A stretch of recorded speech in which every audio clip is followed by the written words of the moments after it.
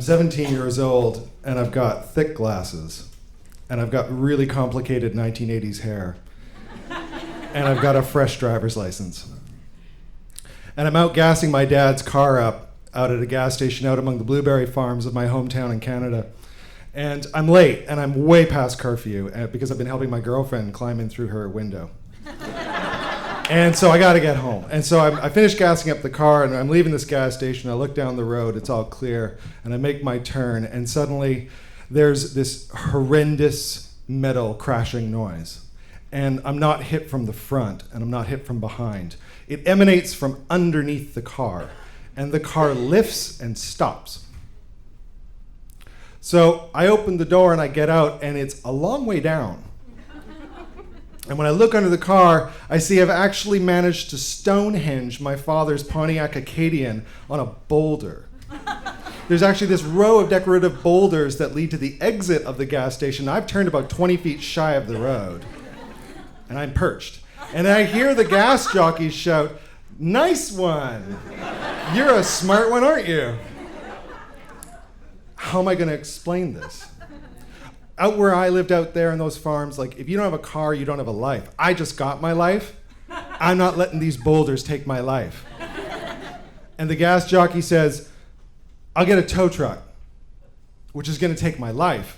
So I just get in the car and I do the only thing I know how to do. I start it and I dump the clutch in the gas and I bounce and it catches. And somehow I launched a Pontiac Acadian off a boulder. And I'm free. But I didn't notice that there was another row of boulders across the lawn, which I then cleared. The next morning, my father wakes up and he goes out to work, and he gets out and his car is sitting in a pool of oil in the driveway. And so I dig a finger into my 80s hair and I just scratch it like, I don't know what happened. And I keep it to myself, and I tell myself, just look harder next time. Just look where you're going, you idiot. So, I knew I was going to lose my place. I do look harder. I look harder, and I don't notice the stop sign that I blow through a week later when I frogger right across a 4-lane freeway. And so I look harder for stop signs when I drive in the oncoming lane, twice. So I stopped listening to music in my father's car.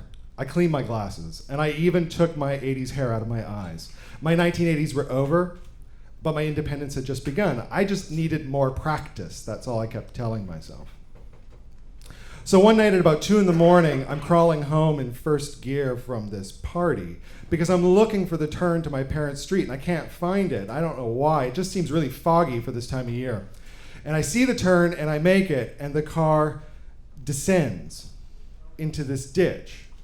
And it doesn't even touch the bottom. It doesn't even touch the water. I just literally parked my father's car on the banks of a ditch like a mole on a face. And I got out. How am I going to explain this? Like, if I had crashed my father's car at 50 miles an hour, I would have been normal. But crash your father's car at 2 miles an hour? It scared the hell out of me.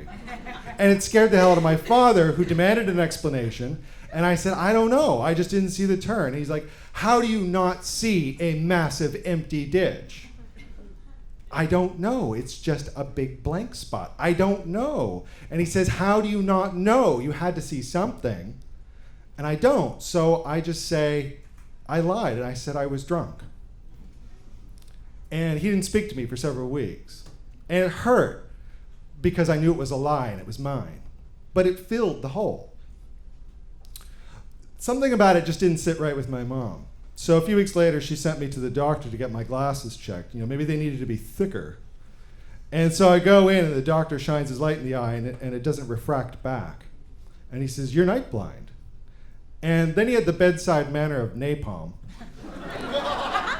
And he said, you have this thing called retinitis pigmentosa.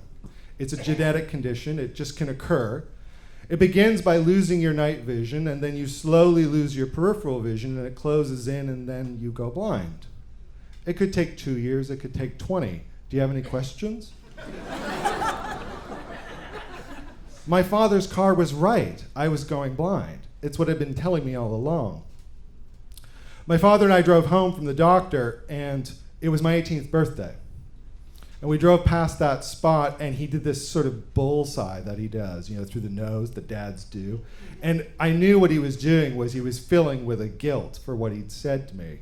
And it's a guilt he's never let go. So, after that, it was sort of odd because, how did I feel about being told I was going blind? I felt relieved because suddenly it all made sense. Everything that had happened to me on those nights. I wasn't crazy, I wasn't clumsy, I was going blind. And my driver's license became this picture of a guy who was slowly receding from me. And I gave my dad his keys, and instead I picked up a white cane. And it didn't take long, and the relief gave way to an anger.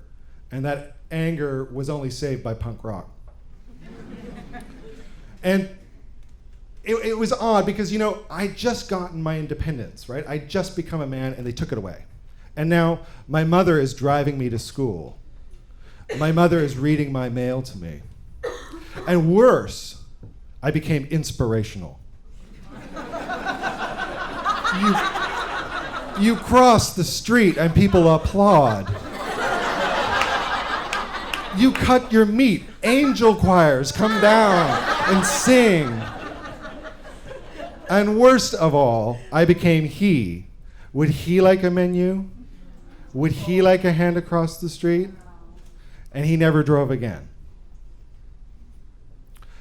Then one day I'm camping with my brother and my father. I'm now 30, it's been 12 years, and we're out in the boonies in these logging roads, and my brother's tearing around on this four-wheeled ATV out in the woods, and it just sounds fucking fun. And I haven't run in 7 years at this point. And to feel like going fast and controlling yourself at the edge of that speed, it's just been so long. So he gets back, I say to him, do you remember that stupid movie, Scent of a Woman? There's a scene in it where Al Pacino plays this blind guy. He drives a Ferrari around New York like anybody could. And there's a guy in the passenger seat who says, little left, little right. And he just does it. Do you think it works? So 15 minutes later, we're on this narrow logging road, and I'm holding the handlebars. And my brother's behind me, and he says, are you sure you want to do this? And we go. And I'm blowing through gears like potato chips. I don't know how fast we're going, but it's fast enough that the wind is making my eyes water. A little left, a little right, little left, left, left, left, right, right, right. And it's working, and I'm chasing it, and I cannot feel that edge of independence. I just feel reckless. And I think maybe just a little faster. I'll find it there. So I go faster, and he says left, and I hear right, because the wind is wiping his words away. So I wrench right, and he says left, and for some reason I wrench right harder. He reaches around and makes this pig slaughter death cry, "Ugh!" And he wrenches us clear of a tree about a foot away from us. I've almost killed my brother for what? For a little bit of independence, for a little speed? What do you say to somebody when you've almost killed them for that? So I turn to him and I say, let's do it again. And he says, shut up. And I'm like, how fast were we going? He's like, shut up. And I'm like, were we really close to that tree? He's like, get off. And I feel bad, but not bad enough that I don't ask him to record his pig slaughter death cry on my voicemail. It's like, please leave your message after the... But needless to say, he never drove again. Then one day, I get this call from a writer in Toronto, and he says, have you heard about this race in Granby, Quebec? And there's a race around a speedway track. It's a circular track, and it's 40 cars, and it's blind drivers, and they're allowed to have a sighted passenger tell them what to do, and it's a race to see who can complete 10 laps first. Would you want to do that? And I hear my brother's pig slaughter death cry, and I say, of course, it's racing. It's not driving. I swore I'd never drive again, but this is racing. So 2 months later, we're standing at the safety briefing. There's 80 people standing there. And because it's Quebec, they give you the safety briefing in French first. And I don't understand a word of French. So we just listen and we wait. And I say to Pasha, who's my sighted passenger, I say, tell me what the people around me look like. And what are we up against? And he says, well, there's this dad and a son over there. The dad's blind. He's about 60. Son's maybe 30. He's got his hand on his dad's shoulder. They look inspirational. I hate inspiration. And you could just hear the Disney music underneath it. The choral angels come down. It's like, we're going to do it, Dad. Yeah, we're going to drive, son, just the way we used to. And I turn to Pasha and I say, I don't care what happens. We take them out. And he says, that's a bit mean, isn't it? And I say, somebody has to take a stand. And they finish the safety briefing and they say, bonne chance. And they don't do it in English.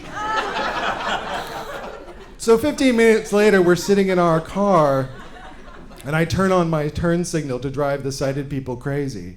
And they wave the green flag. They wave the green flag and nobody goes. I don't really know why. Like, we had sighted passenger. I don't know, you guys are sighties, you figure it out. But so they went and got a pistol, and they shoot the pistol, and then it was Road Warrior.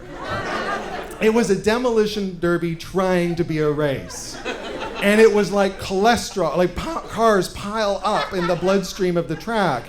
And we're all like going around trying to get around each other, and there's fenders falling off, and there's wheels falling off, and people are screaming, and Pasha's going, left, right, left, right.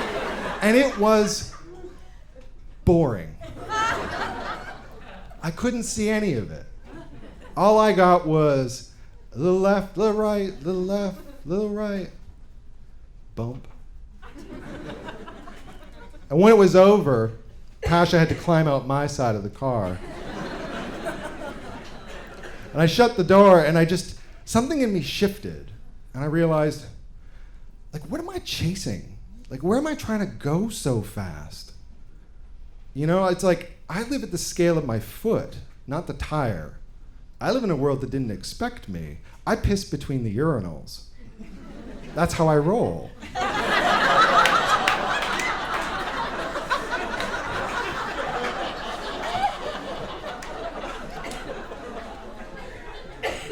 And as for that father and son, I mean, did we win? Did we take them out? I think sometimes in a story, as in a life, maybe you just don't get to see what happens at the end.